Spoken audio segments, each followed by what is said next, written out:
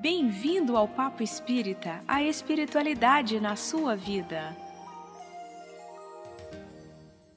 Programa Papo Espírita, eu sou Ana Cristina Baia, da Comunhão Espírita de Brasília.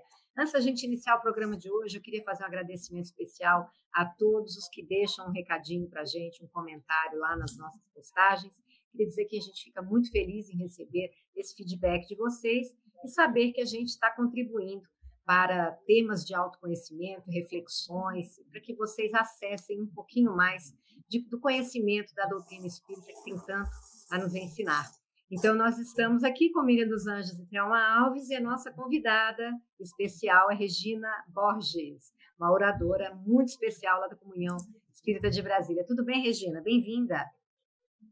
Oi, Ana, Miriam, Thelma. Eu estou muito feliz e agradecida por estarmos aqui mais uma vez, né, para um dedinho de prosa, como diz todo mineiro, né, sobre essa doutrina tão esclarecedora, tão consoladora, que é a doutrina espírita.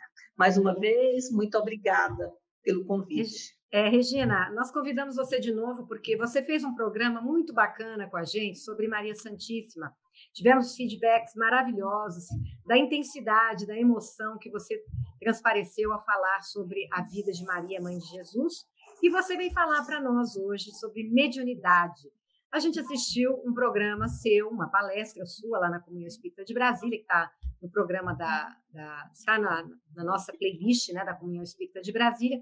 Você falou sobre mediunidade de uma forma que qualquer um pode compreender, mesmo aqueles que não estudam a doutrina espírita e não conhecem, através das obras de Kardec, esse intercâmbio espiritual, como isso se dá, né? E você fala, em primeiro lugar, que mediunidade não é uma exclusividade de quem abraça a doutrina espírita. E para exemplificar isso, você contou a história do pastor Vilarinho e do padre Miguel, que muita gente, talvez, que nos assista, conheçam, e eles foram pessoas aqui de Brasília, né? Conte-nos a história deles, o que eles têm a ver com a mediunidade e como que a mediunidade faz parte da nossa vida.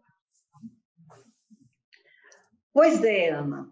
As pessoas têm uma visão equivocada, porque muitas vezes elas acham que a mediunidade é uma faculdade específica do espiritismo. Isso não é verdade. Mediunidade é o processo de comunicação que se estabelece entre os dois planos, que é o plano espiritual e o plano físico, material, que é esse em que nós nos encontramos como encarnados. E essa é uma faculdade que ela não está atrelada à condição social, econômica, cultural, e não está atrelada também a nenhuma crença religiosa. Qualquer pessoa, independente da fé que professa, pode ter esta faculdade. Aliás, todos nós temos, né? Em maior ou menor grau. E sempre que eu falo sobre isso, eu gosto de trazer esses dois exemplos concretos para demonstrar a veracidade do que eu estou afirmando, de que mediunidade não é uma faculdade específica do espiritismo. Há mais ou menos não, há 36 anos, quando eu me casei, já se vão muitos anos, né? Eu morava ali na 403 Sul. Para quem não é de Brasília, que está nos ouvindo, eu só quero esclarecer que Brasília, os endereços são diferenciados. Nós não temos aqui ruas, nós temos quadras. Então, eu morava na quadra 403 Sul e na quadra 604 Sul, que fica ali logo em frente. Inclusive, está lá, situada lá até hoje, a Igreja Batista.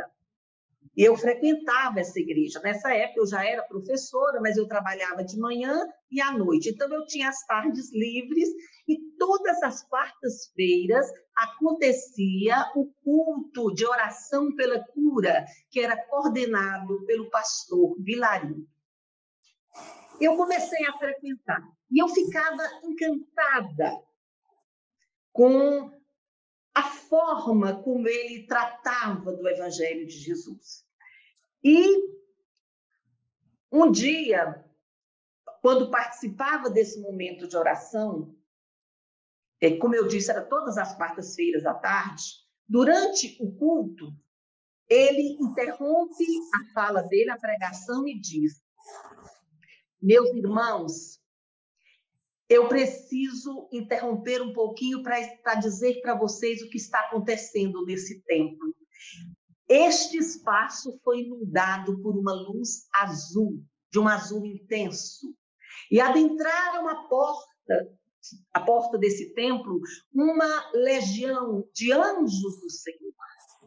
E eles vieram, eles chegam até vocês, impõem as mãos, falam nos seus ouvidos, e eu acredito que são enviados de Jesus, que nesta tarde vieram trazer para vocês o tratamento, a cura que vocês vieram buscar aqui nesse templo. E foi uma emoção muito grande que eu mesma experimentei naquele momento, porque eu consegui sentir a vibração dessa hora, do que estava acontecendo ali dentro daquela igreja. Bom, os anos se passaram e eu comecei a frequentar a Comunhão Espírita de Brasília. Não tem muitos anos isso. E um dia, uma das primeiras palestras que eu assisti lá era de Maíse Braga. Eu sei que Maíse Braga é uma palestrante conhecida no Brasil inteiro. Muitos dos que estão nos assistindo devem conhecê-la. E durante a falação de Maíse, ela também parou, interrompeu a mensagem e disse: meus irmãos, eu tenho que compartilhar com vocês o que acaba de acontecer aqui dentro desse auditório. Este auditório foi tomado por uma luz azul intensa e adentraram as portas deste espaço mensageiros de luz, espíritos de luz, representantes de Jesus. E eles vêm e eles aplicam passes em vocês. E eles auscultam o coração, a alma de vocês. Eles vêm trajando jalecos de cores diferenciadas. E eles vêm no bolso do jaleco escrito a coluna espiritual de onde eles procedem. É um momento de uma vibração intensa. Tomem posse do tratamento que eles vieram trazer para vocês nessa tarde, porque eles vieram agraciá-los com aquilo que vocês vieram buscar. E naquele momento, eu viajei no tempo e eu me lembrei da fala do pastor Vilarinho. A única diferença foi que Maíse Braga usou espíritos de luz e o pastor Vilarinho usou anjos do Senhor. Mas o que importa, isso é apenas vocábulo. São anjos do Senhor, são espíritos de luz, são espíritos de bondade, são auxiliares diretos de Jesus, que o tempo todo estão dispostos a nos auxiliar. O que pouco importa é o vocábulo utilizado. E gosto também de contar a história do Padre Miguel. Padre Miguel serviu, trabalhou muitos anos na paróquia em Sobradinho, também explicando aos nossos irmãos que são de outras cidades. Sobradinho é uma cidade satélite de Brasília. Padre Miguel, ainda no início, do seu trabalho como padre, ele começou a ver vultos, a ouvir vozes, e esse processo se intensificou muito, ao ponto de todas as noites, quando ele ia repousar, ele via ao lado da sua cama a figura de um frei. E ele começou a entrar assim em desequilíbrio, porque ele não compreendia o que estava acontecendo com ele. Chegou a acreditar que estava ficando doente, que estava com problemas psiquiátricos, procurou médicos. E o Padre Miguel, uma pessoa desprovida de preconceito, e era um admirador de Chico Xavier. Então, ele decidiu que iria ao encontro de Chico, para ver se Chico poderia ajudá-lo. E ele foi. Quando chegou lá, entrou na fila para falar com o Chico Xavier, ele disse que sempre andou de batina, né? Sempre foi aquele padre à moda antiga que andava de batina. E ele ali naquela fila para falar com o Chico, quando ele se aproxima, antes que ele dissesse qualquer coisa, Chico olha para ele e diz: você não deve abandonar a batina. Você não serve a um templo de pedra, mas você serve a um Jesus vivo. E não tenha medo, porque este que está ao seu lado é o Frei Fabiano de Cristo. E o que ele deseja é tão somente dar continuidade ao seu trabalho de amor e caridade por seu intermédio. Não deixe a igreja, lá é o teu lugar.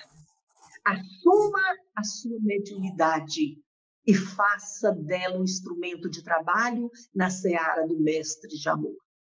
E Padre Miguel retornou decidido a aceitar, a assumir a sua mediunidade. E durante mais de 20 anos, ele trabalhou na igreja em Sobradinho. As suas missas terminavam por volta das 20h30, mas ele jamais saiu daquela igreja antes de 1h, 2h da madrugada. Porque enquanto tivesse um fiel, uma pessoa ali, em situação de tristeza, de dor, de desespero, querendo ouvir uma palavra amiga, desejando ser acolhida, amparada, compreendida, lá estava o Padre Miguel, no exercício maduro, responsável, amoroso dessa faculdade mediúnica com que Jesus lhe brindou. E quem quiser confirmar essa história do Padre Miguel, está lá no YouTube. Tem a primeira entrevista dele, que é Catolicismo e Espiritismo. E tem uma segunda entrevista que foi feita 20 anos depois, dentro da igreja, e ele recebendo. Na verdade, quem deu a entrevista foi o próprio Frei Fabiano de Cristo. E você percebe nitidamente a diferença no processo de comunicação quando era o Padre Miguel e quando era o Frei Fabiano de Cristo. Então, é isso. A mediunidade é uma faculdade que qualquer um de nós, independente do nosso credo, podemos ter e devemos trabalhar, desenvolver a mediunidade. É porque a mediunidade ela vem para o nosso benefício, né? Nós três aqui, né? Também Thelma, Miriam e eu, trabalhamos em grupos mediúnicos, então eu queria passar a palavra para a Thelma, porque a Thelma já contou aqui para a gente como é que foi a entrada dela na comunhão, né? Na doutrina espírita, pela sua mediunidade ostensiva, mas aí eu queria que a Thelma complementasse e depois também fizesse perguntas aí para a Regina, sobre a sua experiência na mediunidade. E você, Thelma? Pois é. No caso, a mediunidade, né, o meu compromisso mediúnico foi ostensivo desde criança.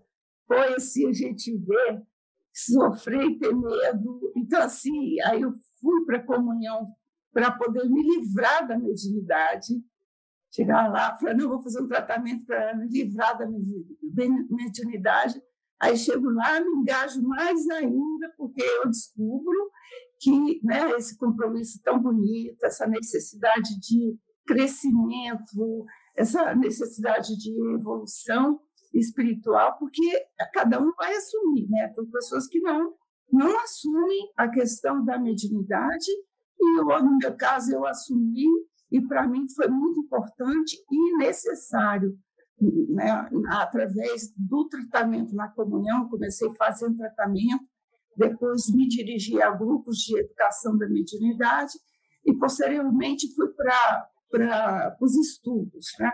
Então, assim, a necessidade, quando a gente está passando por momentos difíceis, porque existe esse processo de influenciação, muito forte, muito grande, tal o nosso despreparo e tal a nossa ignorância em relação às influências, né, que a gente recebe, e aí a gente fica com medo, também porque assiste filmes de terror, então assim, acaba a gente superdimensionando os pavores e medos, não é, Regina? Vou passar a bola para você.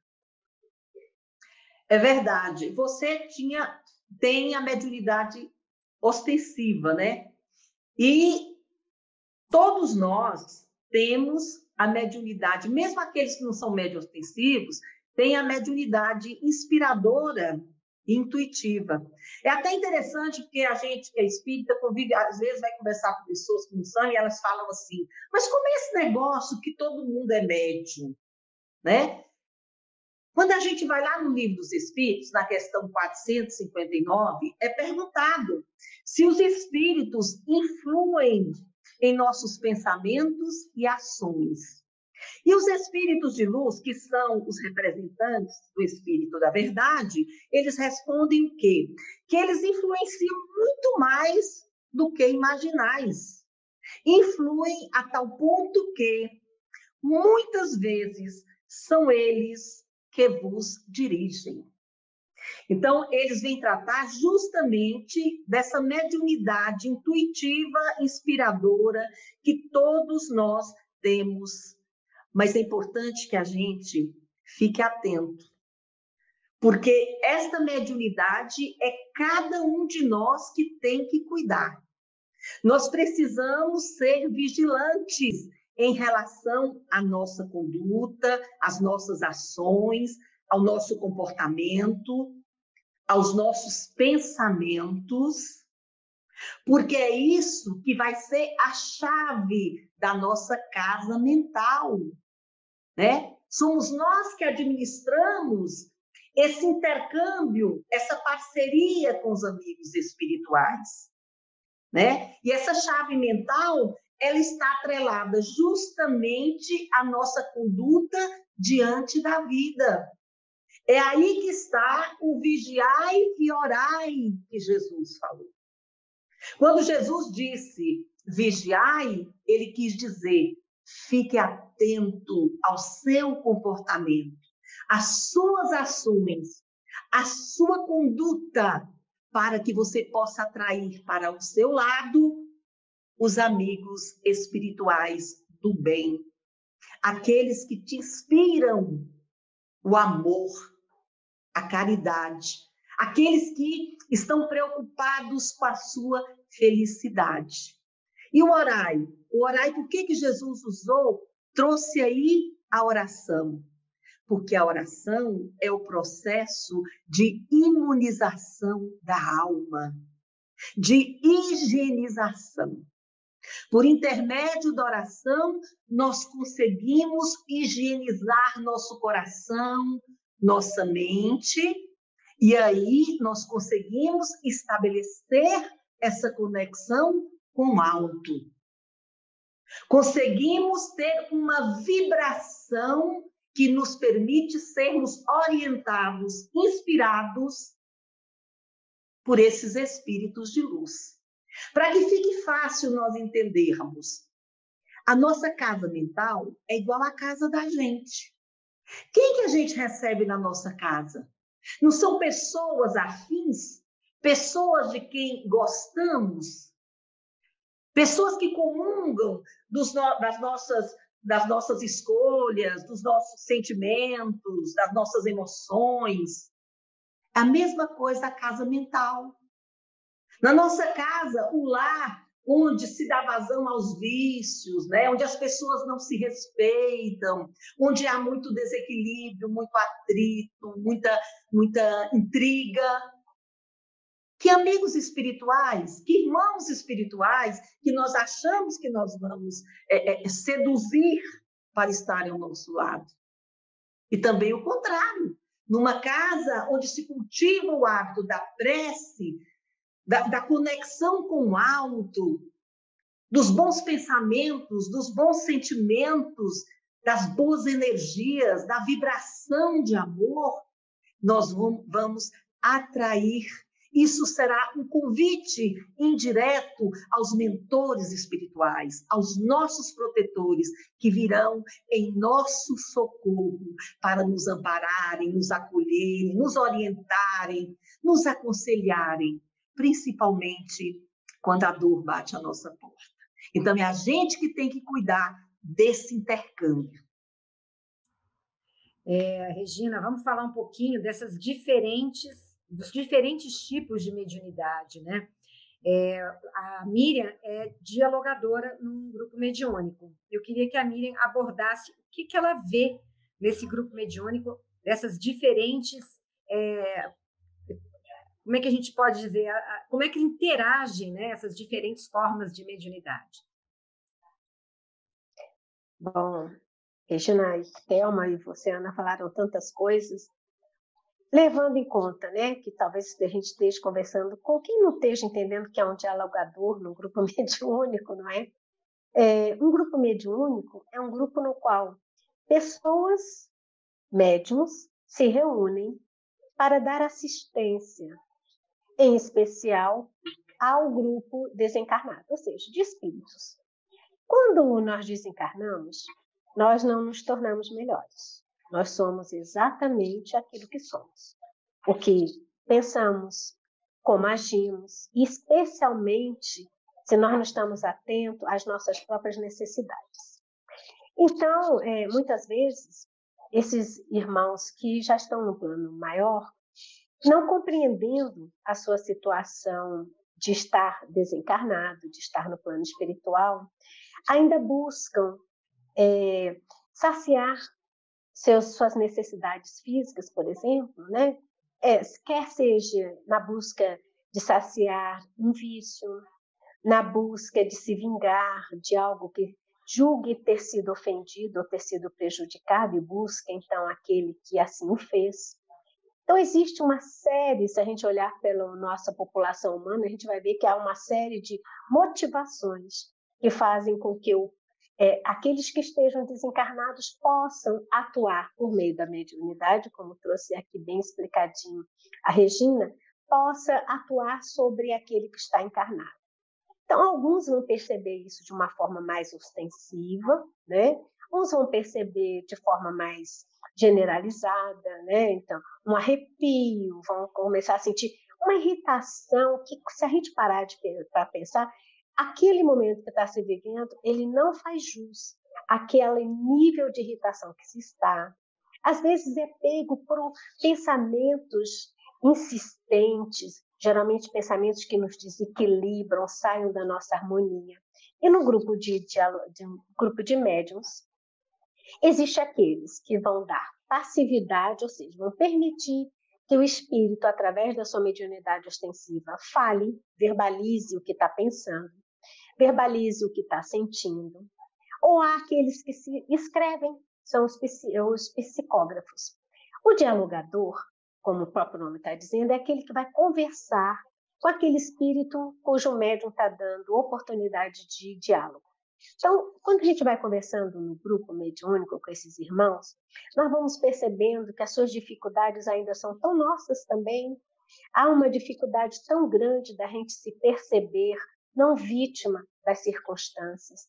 Há uma dificuldade enorme de aceitar a própria fragilidade, de aceitar que as coisas nos chegam na necessidade do nosso crescimento e que a gente se recusa a crescer.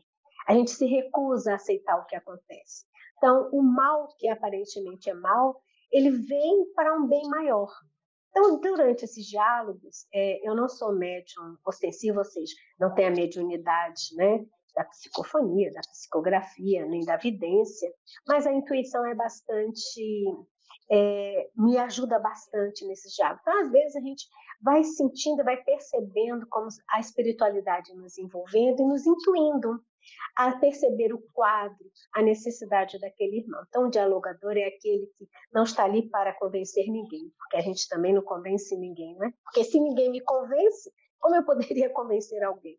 Mas eu vou, na medida em que eu vou aprendendo também a me autoconhecer, a me perceber fazendo parte de algo maior que a vida, eu vou trocando essas minhas experiências, vou trazendo ensinamentos evangélicos, ensinamentos esses que estão, né, na doutrina espírita, no Evangelho de Jesus, e vamos conversando. Então, Ana, quando você me perguntou sobre o dialogador, é exatamente esse que faz o meio de campo de conversa entre aquele desencarnado que só conseguirá conversar comigo, por exemplo, através de um médium que o permite conversar.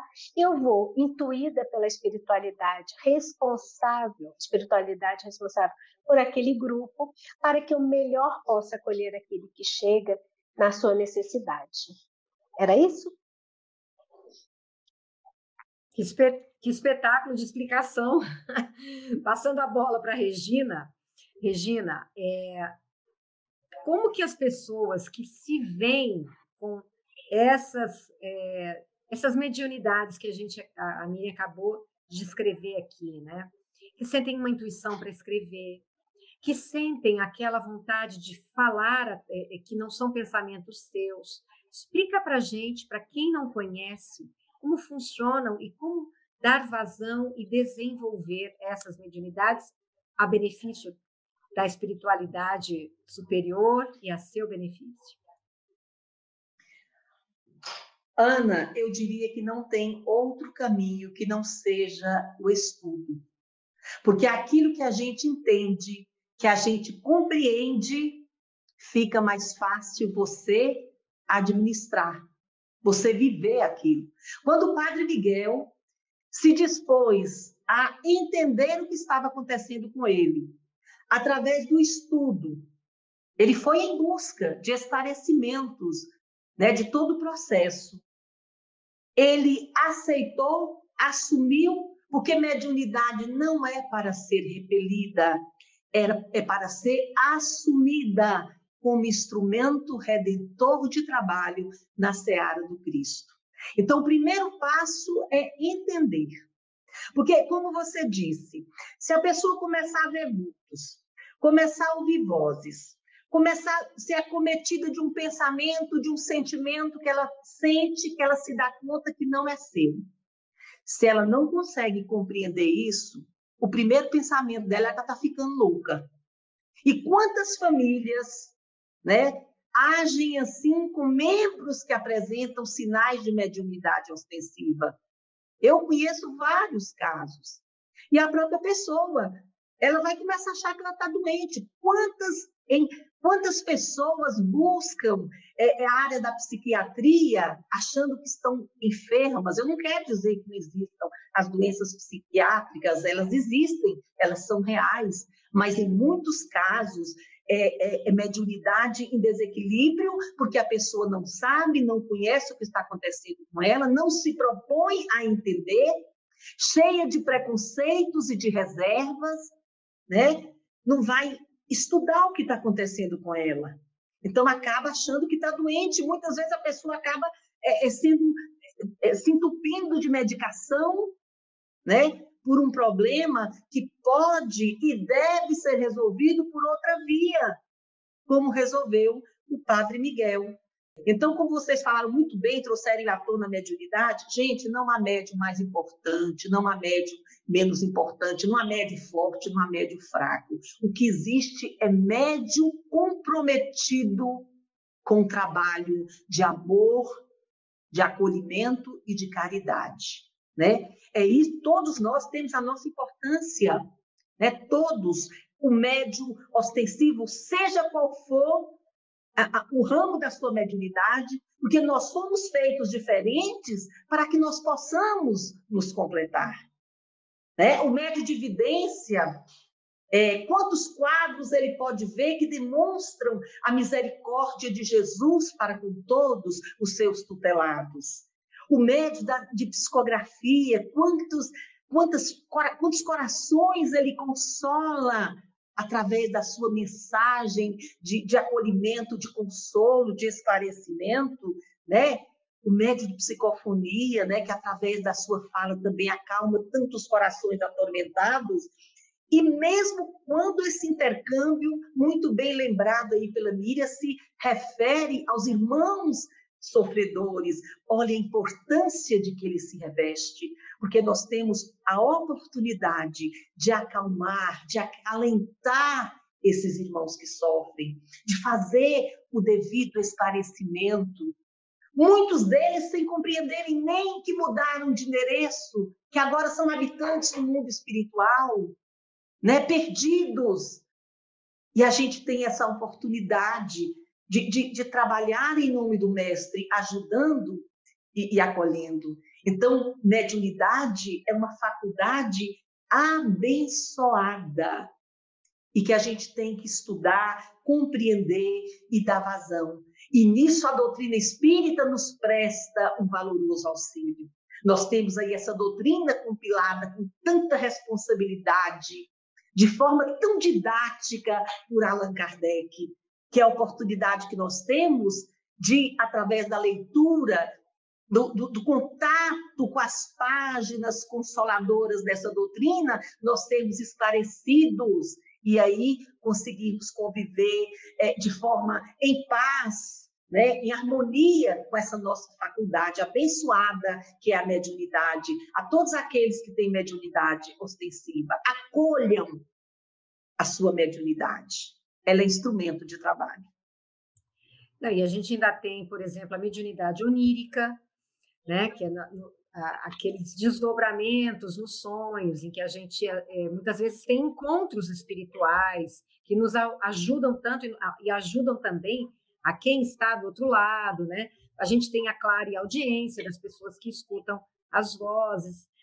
Temos a mediunidade de desdobramento, quando o espírito se desloca para fazer um trabalho ou atender, né, fazer alguma tarefa em algum outro lugar.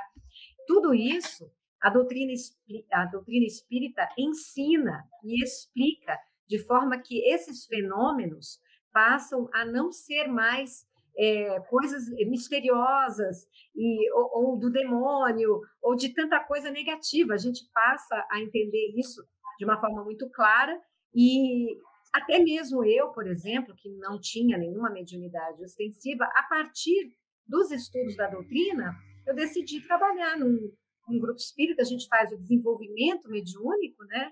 Regina, Miriam e Thelma conhecem muito bem, e a partir dali, muitas vezes uma mediunidade se desenvolve, como foi o meu caso.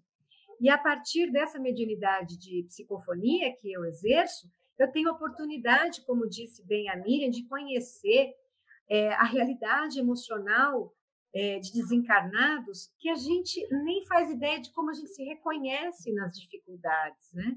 E a gente vai aprendendo, sentindo aquilo, e no acolhimento do dialogador, a gente é a mesma coisa que aquilo está sendo explicado para a gente.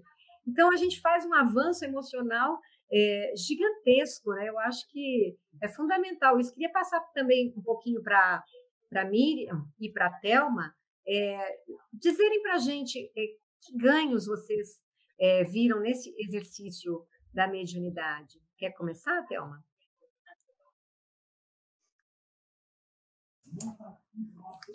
Nossa, um ganho que a gente não tem como dimensionar, né? Porque vem com a maturidade, vem com o esclarecimento, vem essa oportunidade desse intercâmbio mediúnico com nossos irmãos desencarnados.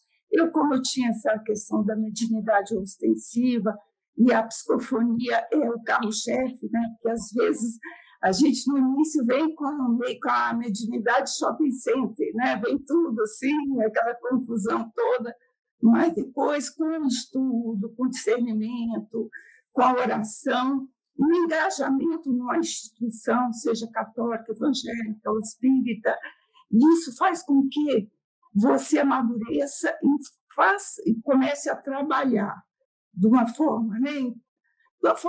À medida que você vai atendendo aqueles irmãos, sentindo a presença deles, você também vai se conhecendo, se trabalhando. Então, assim, quem aprende mais nesse processo inicial, no caso, eu aprendi mais, eu acho que a mediunidade foi fundamental para mim nessa encarnação, e até uma vez a gente estava batendo papo com a Ana, com a Miriam, e até uma outra amiga, Selma, falando assim que essa encarnação que nós estamos vivendo hoje é uma encarnação ímpar, porque nas outras a gente desencarnava assim, com 30 anos, não passava disso, e essa a gente tem essa oportunidade de desencarnar com mais tempo e com mais contato com a mediunidade, com mais contato com a espiritualidade, e assim a gente vai se trabalhando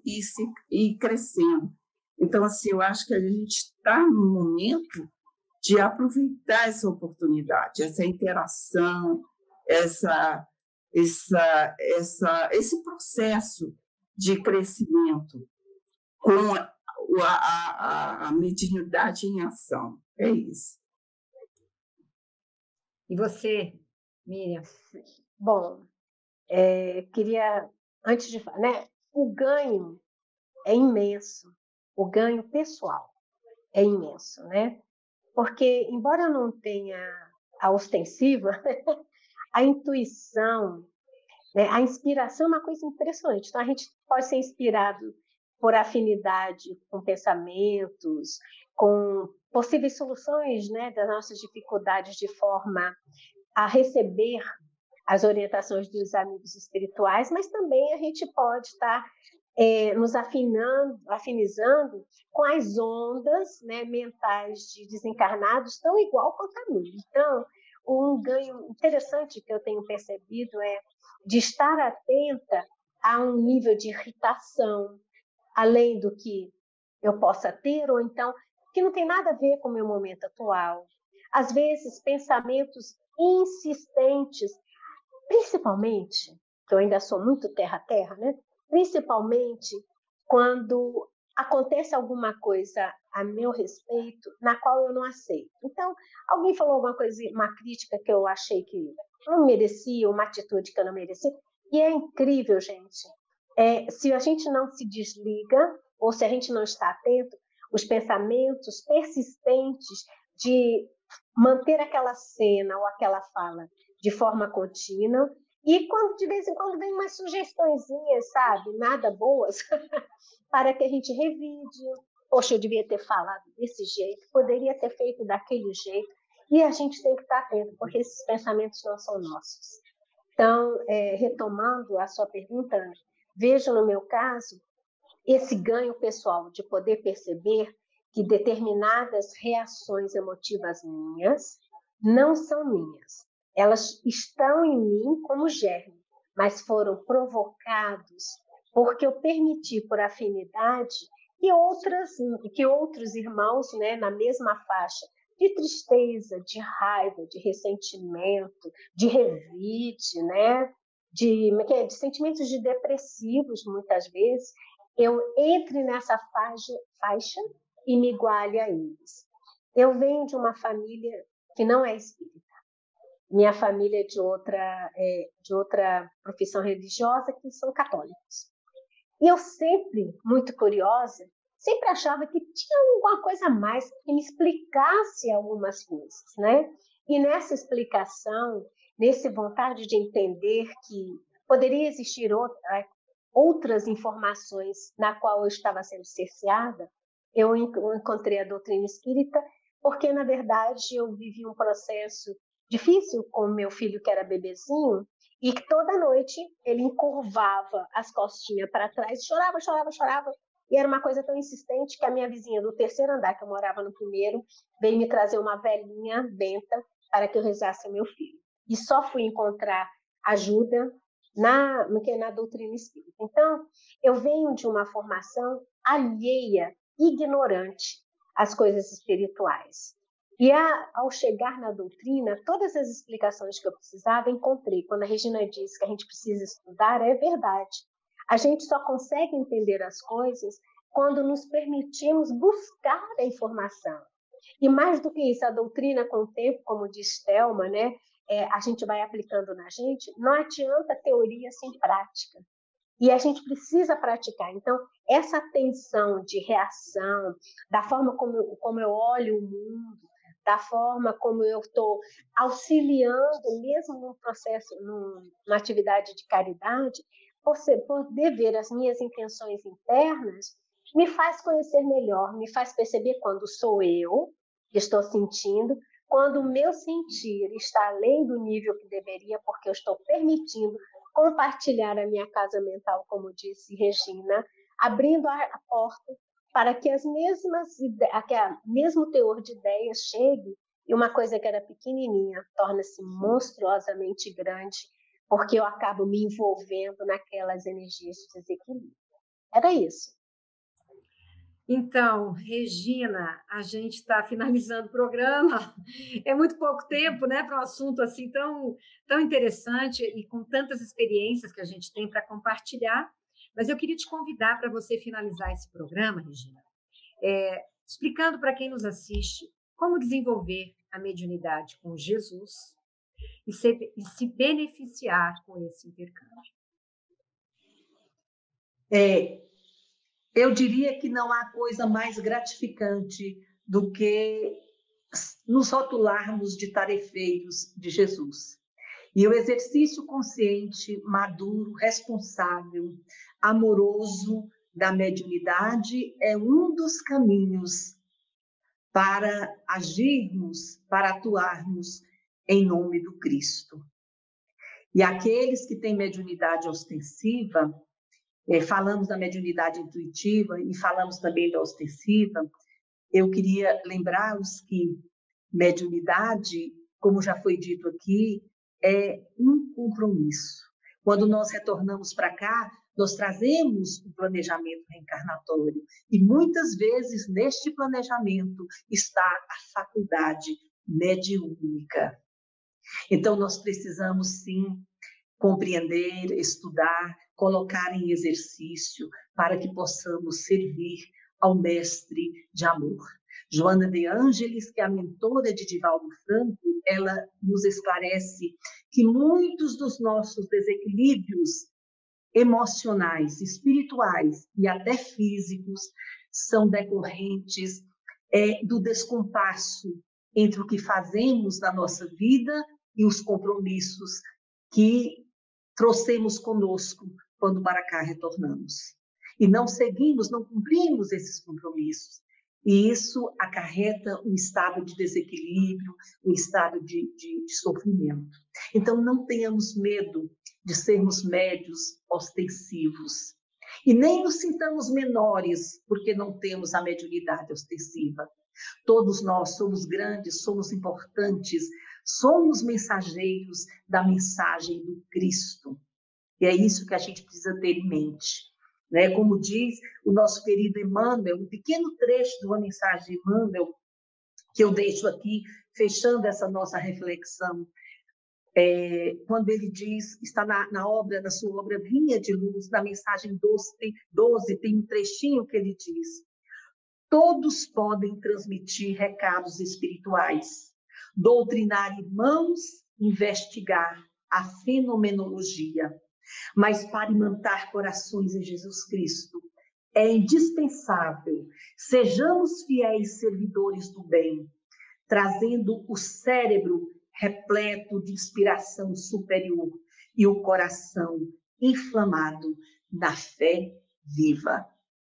Confiemos, tenhamos em mente que todos nós somos os mensageiros do Mestre de Amor, os continuadores da obra de Jesus. E que os espíritos de luz, as falanges de espíritos iluminados do outro plano que trabalham em sua obra, eles contam com cada um de nós para continuarmos esse trabalho de disseminação da Boa Nova e do agir em nome do Mestre.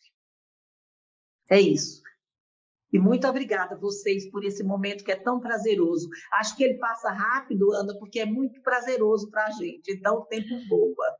Imagina para nós, né, que estamos aqui sempre recebendo pessoas tão carinhosas, cheias de conteúdo, de conhecimento, que sempre passam de uma forma, uma capacidade de comunicação. A gente tem tido muita sorte nesse programa e você foi uma pessoa que a gente fez questão de trazer novamente, porque o seu carinho conosco, com a sua mensagem, transborda aqui no programa e atinge a todos os corações, que são os recados que a gente recebe, não só de forma pessoal, né, como também lá no próprio YouTube, quando as pessoas deixam os comentários. Regina, muito agradecida novamente. Você é a pessoa que já faz parte aqui do nosso hall de convidados. Miriam e Thelma também, muito obrigada. A vocês todos que nos assistiram, Nós vamos ao ar todas as quintas às 19 horas. O nosso programa é gravado e você fique à vontade para assisti-lo quando você quiser. Nós só pedimos a gentileza, se você gostar desse programa, dê o seu like. E se você puder compartilhar com quem vai gostar desse conteúdo, faça. E não deixe também de deixar um comentário. Não só isso nos deixa muito gratas, mas também nos ajuda a divulgar esse programa para pessoas que não conhecem e podem se beneficiar com essa mensagem. Então, agradecemos novamente a nossa equipe e a todos vocês. Muito obrigada. Até a próxima semana.